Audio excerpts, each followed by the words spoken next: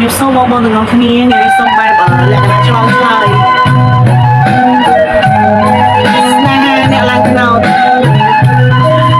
បងចង់ទិញទឹកថ្នោតអីអាចជាវបានណាព្រោះអាសាឥឡូវកុំជ្រៀងញ៉ៃអ្នកឡើងថ្នោតមកនេះដែរខ្ញុំជូនបងប្អូនដែលតែងតែគ្រប់គ្រងនៅវីដេអូរបស់ជំនាញរបស់ជារៀងរហូតទៅណាបង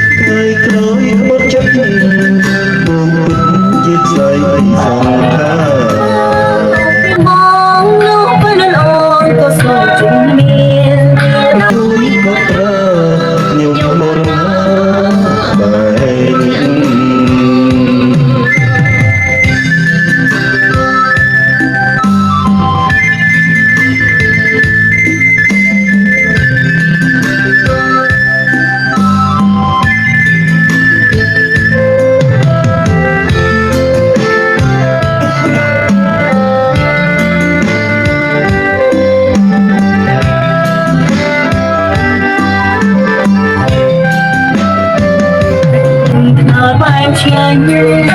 តែចាញ់ទឹកមុនបរវិចារពីរូបឲ្យអូនស្រណងអាឡ័យយ៉ាងទៅបើលេងលំព្រួយលំពេលលុយអូពេលចរណៃឡៃឡៃស្បែកថ្នោតស្នេហាញ៉ាំទឹកថ្នោតបងស្នេហ៍ស្នូញ៉ាំមួយជីវិត